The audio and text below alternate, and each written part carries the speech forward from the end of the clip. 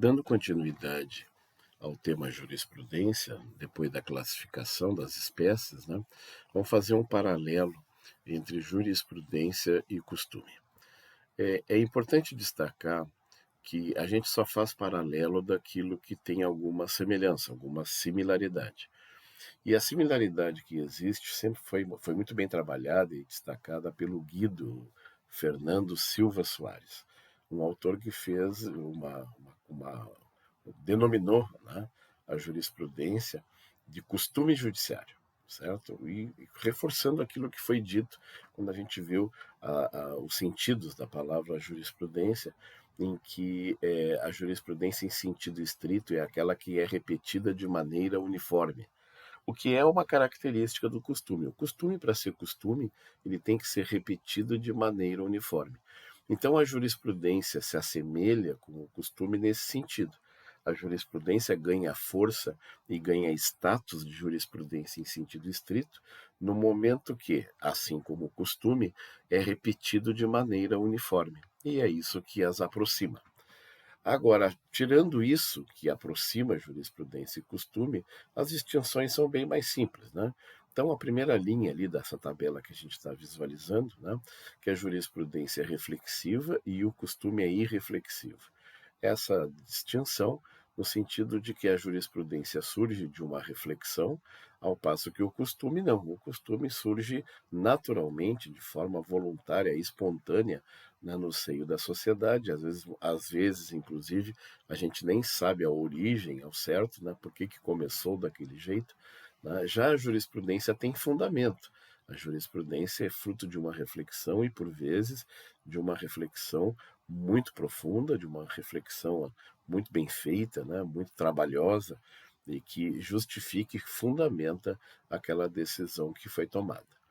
Na segunda linha, a jurisprudência, do ponto de vista como regra, ela resulta de um conflito de interesses entre as partes, ao passo que o costume, pelo contrário, né, raramente resulta de um conflito e sim de uma prática social, né, da forma como se pratica né, como se faz alguma coisa em sociedade, que acaba determinando que aquele seria o comportamento padrão.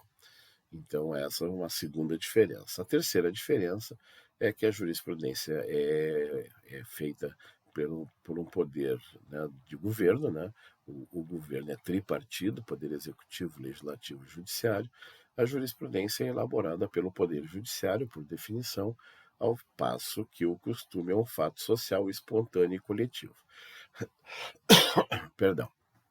A questão da elaboração pelo Poder Judiciário, né, eu sempre faço uma observação que, às vezes, até em órgãos que não são pertencentes ao Judiciário, então, órgãos do Executivo, do Legislativo, ou até órgãos de pessoas jurídicas de direito privado, quando se estabelece uma solução para uma determinada questão, determinada dúvida ou conflito, a gente costuma dizer de forma genérica, né, de que aquilo fez jurisprudência, ou seja, aquela decisão já foi tomada antes e ela, para ser justa, ela tem que ser repetida. E aí a gente se refere como sendo uma jurisprudência. Na verdade, jurisprudência propriamente dito, ela é originária do Poder Judiciário. Por último, a, a jurisprudência é formal e o costume é informal. Ou seja, ainda que as decisões judiciais tenham uma certa flexibilidade e possam ser feitas de maneiras diferentes, como já, né, até demonstrei para vocês em sala de aula, por exemplo, fazer uma decisão judicial em forma de poesia, né, mas isso não livra o magistrado de obedecer às formalidades que o Código de Processo Civil ou Penal, né, impõe ao juiz no sentido de fazer o relatório, de fazer o fundamento, né, de fazer o veredito, quer dizer, existe uma liturgia, né, que deve ser cumprida para se formar uma jurisprudência, uma decisão judicial. Já o costume não. O costume é absolutamente informal e nasce, como está na terceira linha, ali, né, de forma espontânea e coletiva, e vai, né, se firmando ao longo do tempo. Vamos falar agora sobre a importância da jurisprudência como fonte. Embora ela seja uma fonte como qualquer outra, né, e que, segundo o artigo 4º da Lei da Introdução e o próprio artigo 126 do CPC não poderia se sobrepor a outras fontes, né? Não há como negar que a jurisprudência tem ganhado muita importância como fonte do direito, e dá para se dizer hoje, né, que como destaca o último quadro aqui, né, do fato contemporâneo e crescente, que às vezes a jurisprudência está se impondo até a própria lei, né, deixando a lei em segundo lugar. Isso é uma tradição, uma realidade do direito anglo-saxão, né, do direito lá dos Estados Unidos, do Canadá, acho que da Inglaterra também, né, né, que é uma tradição de que a jurisprudência, tradição da common law, né, que se chama common law, lei dos comuns, eu acho que é a tradução. A tradição é de que a fonte prioritária sempre é a jurisprudência, é assim que eles estudam, é assim que eles aprendem o direito, inclusive nas escolas, né, desses países. Mas não é uma tradição nossa. Nossa tradição, né, nós somos do direito romano, né, herdeiros do direito lusitano, e nós temos uma tradição de respeito, em primeiro lugar, à lei, e em segundo lugar, todas as outras fontes. Os alternativistas, justnaturalistas ou garantistas acham que fonte é fonte e que não há hierarquia entre elas, né? Então pode aplicar qualquer fonte, mas, como eu destaco para vocês, há, sem dúvida nenhuma, uma razão para que haja essa superioridade da jurisprudência e esse crescimento dessa importância. Então, para que a gente só fundamente por que isso acontece, eu vou destacar três razões, né, para isso. A primeira razão é de ordem prática, né? A jurisprudência é um argumento pré-pronto, né? A jurisprudência já está pronta. Então é um argumento, é um fundamento pré-pronto. Nesse momento que a gente vive, né, de causas repetitivas, né?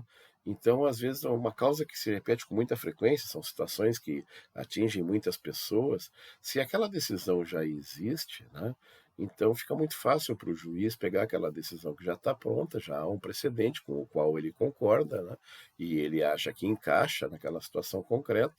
Então, essa é a primeira vantagem, né, é a praticidade, rapidez, né, para economizar neurônios. Né. A segunda razão que eu destaco também como fato relevante para a jurisprudência ganhar importância é a questão do vínculo de subordinação existente entre os graus de jurisdição. Ou seja, os juízes de primeira instância são, vamos dizer assim, monitorados ou controlados ou fiscalizados, sobretudo quando ainda estão em estágio probatório, pelos juízes da segunda instância. Né? Então, há um vínculo de subordinação, né? Ainda que a gente possa dizer ou reafirmar que o princípio do livre convencimento do juiz, que o juiz é livre para entender da forma como ele quiser, o que fica evidente é que não é bem assim. Na prática, a gente sabe, na vida, na real, né, a gente tem que, vamos dizer assim, reconhecer a autoridade dos mais antigos, né, que são aqueles também que podem influenciar na nossa carreira profissional. Então há uma tendência de que se eu digo para um juiz que o superior hierárquico dele, né, o desembargador, pensa de um jeito, ele acaba sendo, vamos dizer assim, para não afrontar, né, os seus superiores, acaba sofrendo a tentação, vamos dizer assim, de pegar aquele entendimento e reproduzir aquele entendimento em primeira instância. Então, esse é o segundo, eu diria que seria uma influência de ordem política. E a terceira influência é, às vezes, uma influência de questão pessoal, de orgulho pessoal, né?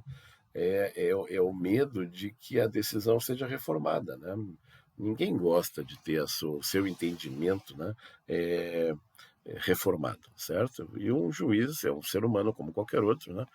E aí ele pode também, temeroso de que ele venha a ser vencido no argumento, né, pelo advogado, ele pode também, exatamente para não correr risco de ver a sua decisão reformada, né, de acatar aquela decisão que ele sabe que o tribunal vai confirmar, né, não correndo o risco de, sei lá, eventualmente seria levar um puxão de orelha, né, dos seus superiores.